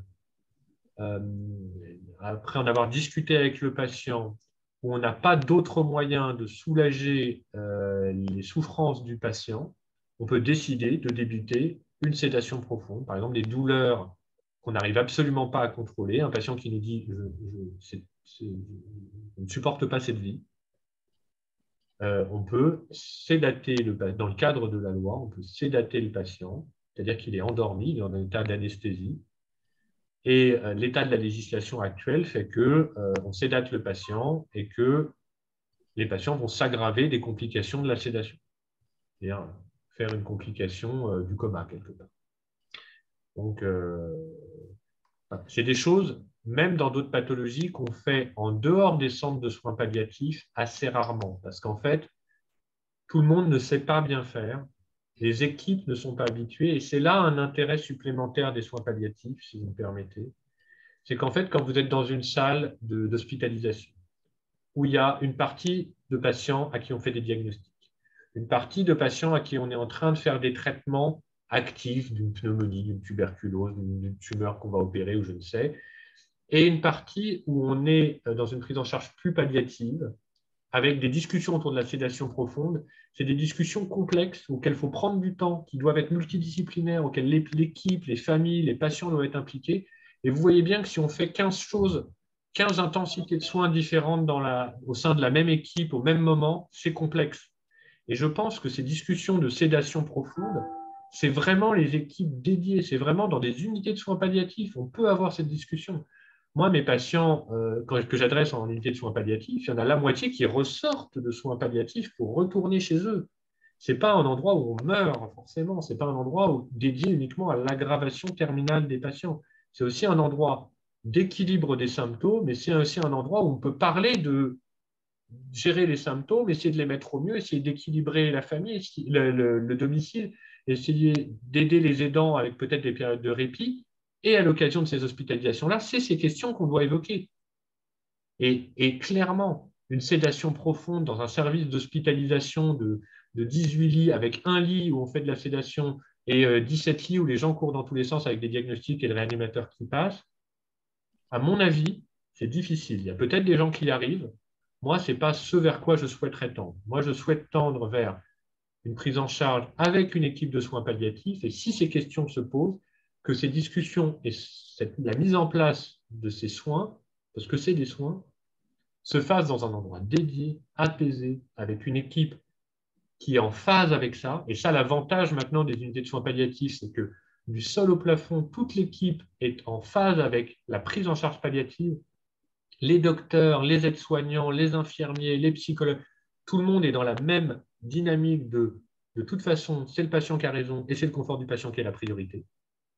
Et c'est dans ces unités-là, à mon avis, qu'on discute le mieux la sédation, ou qu'on peut aborder des sujets comme « ma vie est intolérable, je trouve que… et je veux décider, alors que ma maladie n'est pas en train d'évoluer, je veux décider d'autre chose, d'une discussion d'euthanasie à l'étranger ou de choses comme ça. » Je pense que c'est uniquement lorsqu'on s'est bien fait expliquer ce qu'on est capable de faire en France et par les gens qui vont le faire, dans le cadre où on le ferait, il y a possiblement après une place pour d'autres discussions, mais qu'il a encore, une fois qu'on aura fait pour l'ensemble des malades, leur expliquer ce qu'on peut faire, ce qu'on doit faire, et quelles sont les options disponibles et comment on peut les soulager, et ben, il y aura des situations complexes ou des volontés particulières où les gens voudront se faire décider du moment et décider du lieu. Et voilà. Et ce que disait monsieur tout à l'heure, François, vous voyez, il y a le poids sur la famille. L'avantage, si on prend cette décision dans une unité de soins palliatifs, qu'on en discute, c'est avec la personne qu'on en discute. Et par exemple, une discussion de sédation profonde, la famille est impliquée, mais la famille n'est pas impliquée dans la décision. La famille, elle est informée. C'est pas pareil. Et voilà, moi ce pourquoi j'aimerais me battre, c'est ça, c'est pour qu'on puisse, qu'on normalise la prise en charge palliative, pour que ce genre de discussion puisse être menée. Il y a des patients qu'on n'auront pas besoin. Il y a des situations où peut-être la prise en charge palliative ne va pas transformer les choses, où les pneumologues font très bien, où l'équipe fera très bien. Et il y a des situations complexes, où il y a des patients qui vont avoir des demandes particulières. Et je pense qu'on a les moyens, même actuellement, d'y répondre. C'est juste mettre vos associations, vous patients, vous aidants, que vous sachiez que ça existe et qu'on se batte pour que tout le monde y ait droit et pas seulement la personne sur 10 là, qu'on aura présenté à des soins palliatifs précoces. Ouais.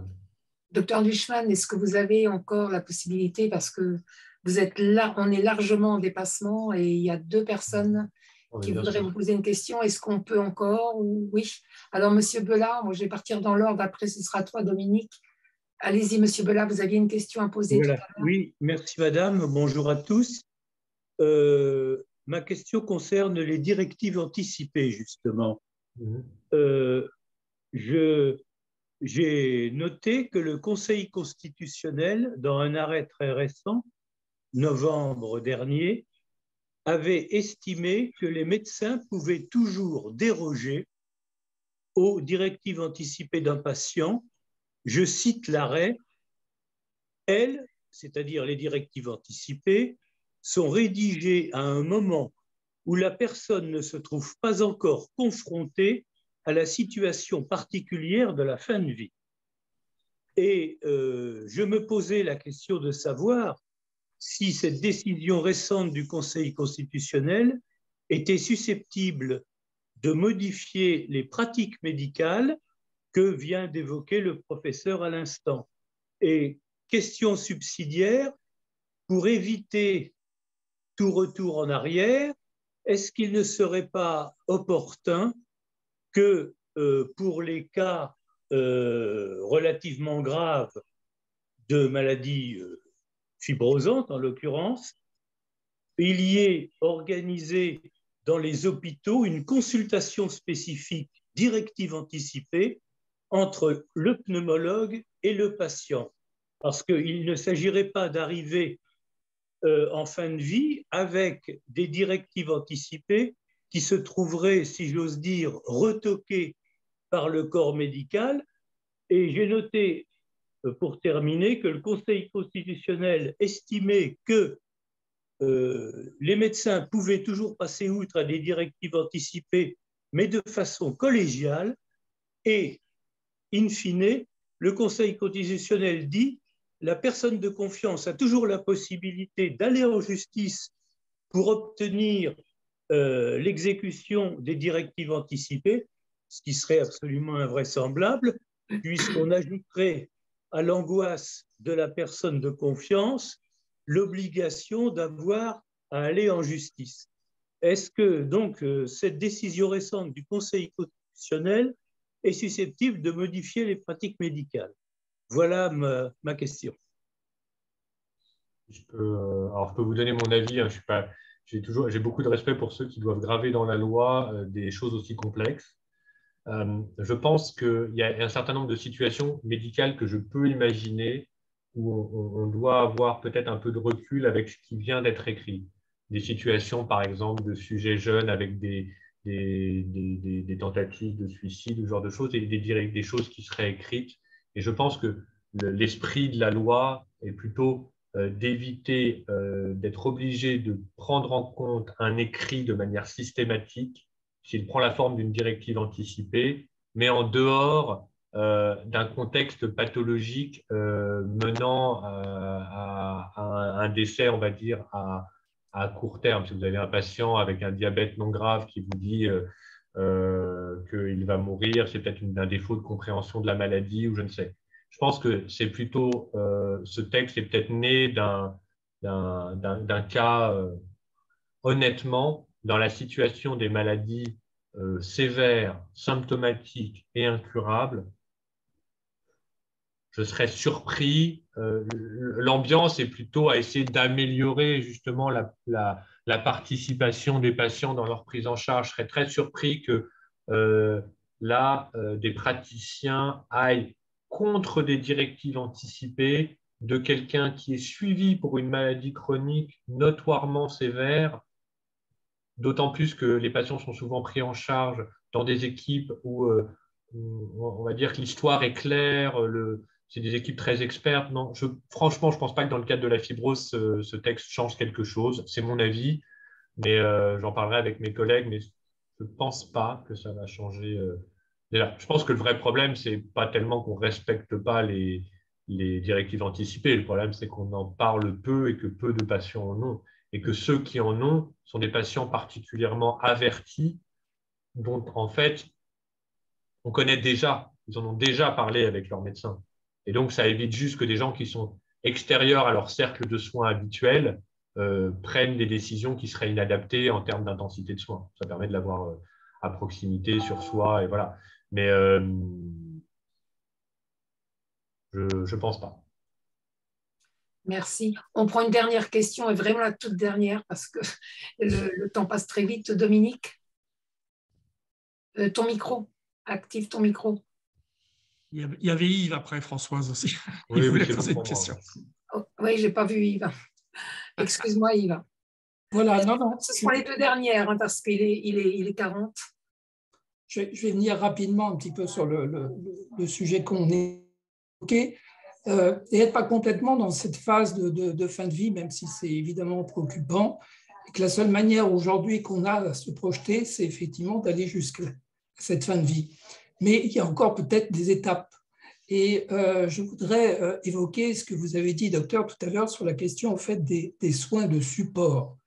Et je pense que notre démarche, elle est là, c'est-à-dire comment effectivement se projeter de façon peut-être un peu plus dynamique sur le fait qu'on peut être en capacité aussi de nous apporter d'autres choses et que le palliatif là, et du coup le support, le soin de support, notamment par rapport à des effets qu'on peut avoir, des effets qui sont liés à la pathologie, bien sûr, l'essoufflement, etc., mais aussi les effets qui sont liés aussi aux médicaments que nous prenons. Tout à l'heure, Françoise évoquait le fait qu'il n'y a peut-être pas forcément de douleur en tant que telle, mais en fait, on est tous au quotidien confrontés à une douleur qui est liée aussi aux effets secondaires du médicament. Je pense à l'énorme fatigue, moi je sais que j'ai des étourdissements en permanence, voire des vertiges et autres, des problèmes digestifs. Bon, comment tout cela, on peut effectivement essayer de le contrôler en rapport effectivement avec notre pathologie et avec un support physique en lien avec le pneumologue ou notre médecin qui sera en capacité de nous aider par rapport à ça et peut-être d'aborder du coup la question du palliatif, voire la fin de vie. Donc, est-ce que ce n'est pas ça la solution dans une démarche d'anticipation aussi? Complètement. En fait, quand on dit les soins palliatifs, comme vous le disiez là et comme vous l'évoquiez tout à l'heure, c'est une partie des soins de support. J'emploie volontairement soins palliatifs parce que c'est un mot qui fait peur et dont je pense qu'il faut qu'il arrête de faire peur parce que ce n'est pas ça qui rend les choses sérieuses, ce n'est pas ça qui rend la maladie grave. Mais vous avez complètement raison, les équipes de soins palliatifs sont toujours des équipes de soins de support et de soins palliatifs. Et elles vont être dans une dynamique de prise en charge des symptômes indépendamment de leur cause. C'est parfois difficile de parler de la fatigue, des vertiges, des troubles digestifs, de l'antifibrosant avec le monsieur qui prescrit les antifibrosants, surtout quand on a des options thérapeutiques qui sont existantes, mais pour lesquelles on n'a pas 15 alternatives thérapeutiques. Et donc, c'est souvent, tout le monde a envie de minimiser le symptôme pour continuer l'antifibrosant. Le docteur a envie de continuer. Les patients ont des symptômes, mais au final se disent que le bénéfice, c'est probablement de le continuer, mais ils ont quand même les symptômes. Et du coup, ce qui fait que durant cette consultation, on en a peu parlé et que tout le monde part, voilà. L'avantage d'une équipe, on va dire, un peu décorrélée du caractère thérapeutique d'une équipe de soins de support, c'est aussi ça, pouvoir aborder ces sujets. Et si cette équipe de soins de support elle boucle correctement avec les cliniciens, ben on peut discuter des adaptations de doses, des traitements symptomatiques, tout ça. Et c'est ça qui marche bien, c'est quand les gens se parlent. Et en fait, rajouter une équipe qui est un peu en dehors du traitement immédiat de la fibrose, ça améliore considérablement la discussion qu'on peut avoir. Au même titre que moi, nous, on a travaillé souvent avec Stéphane. Quand c'est pas parce que les psychologues parlent mieux ou abordent mieux un grand nombre de sujets que les cliniciens vont arrêter de parler. Mais par contre, ça marche bien de le faire ensemble. Je pense que ça, c'est crucial. Et en plus, ça permet au clinicien qui fait de la fibrose d'être dans son rôle, d'être plus serein en ayant l'impression que le patient a vraiment une prise en charge qui est correcte et qui est globale et qui s'intéresse aux points importants, tout en n'essayant pas de s'occuper de choses qu'il ne sait pas faire. Parce que chacun a son boulot et du coup, c'est comme ça, à mon avis, qu'on fait quelque chose de qualitatif.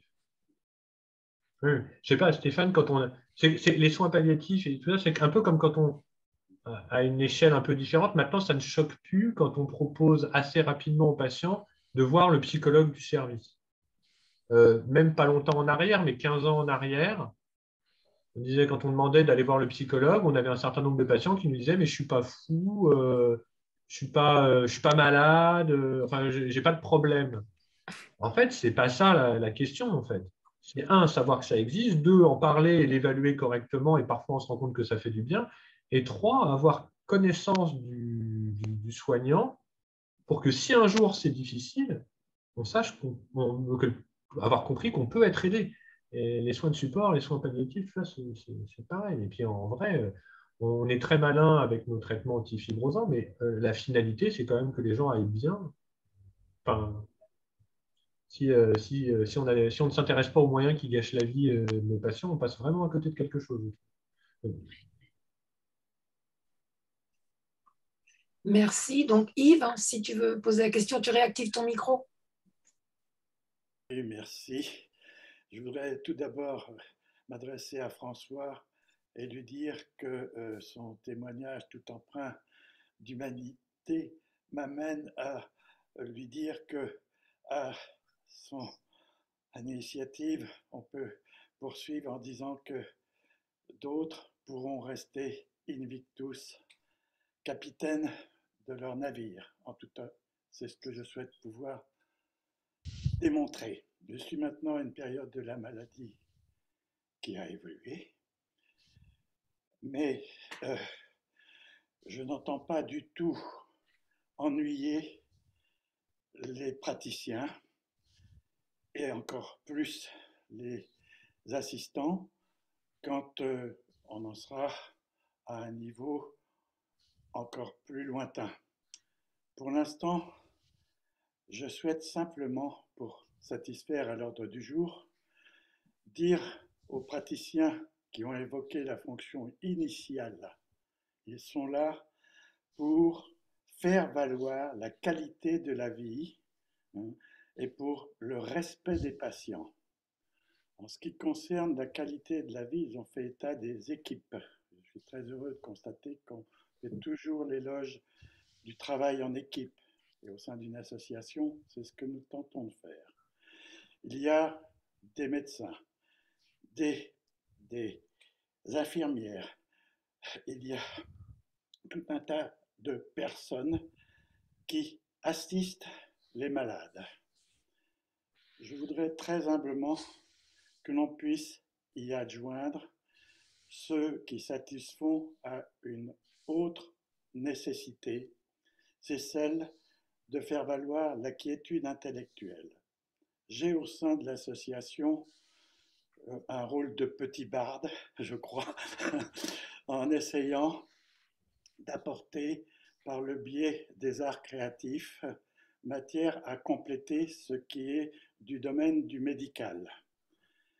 Je souhaiterais vivement que dans les soins palliatifs, on puisse adjoindre ce qui se fait déjà. Je parle des nez rouges qui visitent les hôpitaux, mais aussi que tous les cliniciens puissent inviter, s'ils le peuvent, s'ils le désirent, ceux qui sont leurs objets complémentaires. Cela peut être quelqu'un qui va dessiner tout simplement avec des patients. Cela peut être quelqu'un de théâtreux, un chanteur, qu'importe.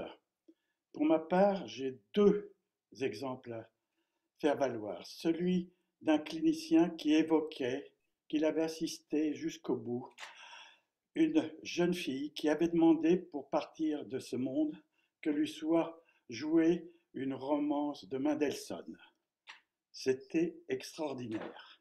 Elle est partie, ainsi a-t-il dit. Et il m'arrive de pianoter vraiment maladroitement cette petite romance. J'ai effectué un stage de 5 semaines dans un centre qui n'était pas de soins palliatifs, mais de réhabilitation. À côté de moi, des personnes sont décédées. Il y avait un jeune à qui j'ai donné des petites, pas des leçons, mais des tutos de dessin. Et ça s'est traduit par un petit groupement. Il y a 2 jours, je classais les dessins et j'ai trouvé, et c'est très poignant, ce dessin. Tu peux le montrer, chérie? Ce dessin, nous l'avons fait ensemble. Je ne sais pas si vous voyez. Il s'agit d'un Bien. oui.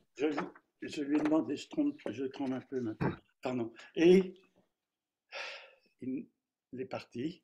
Et un jour, j'ai vu une dame, je crois que c'était peut-être sa mère, qui m'a dit que je lui avais fait un très grand plaisir. C'est simplement sur cette notion que je voudrais quitter pour vous rappeler que la vie est une fête. Merci.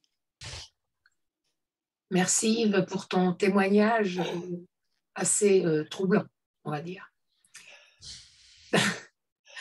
Donc, comme quoi l'art-thérapie peut aussi aider, et quel que soit l'art, peut aussi aider les personnes en fin de vie à mieux nous quitter, on va dire.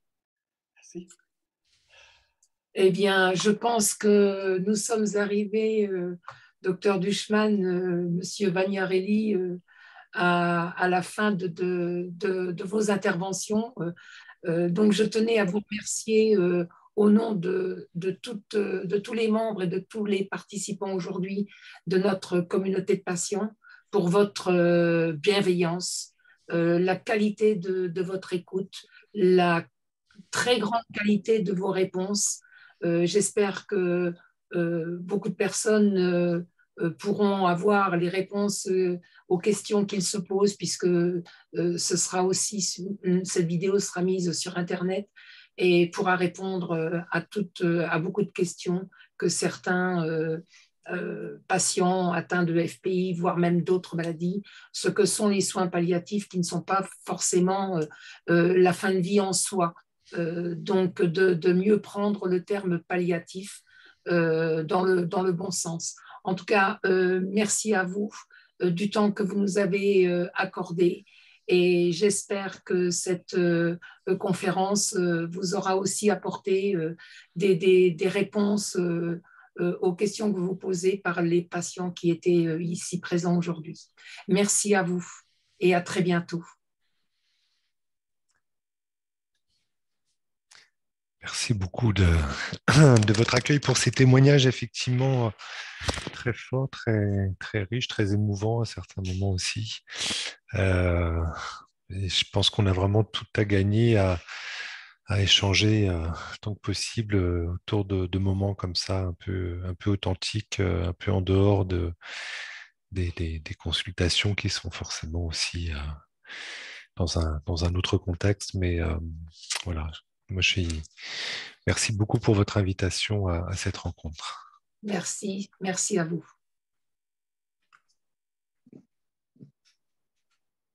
Voilà.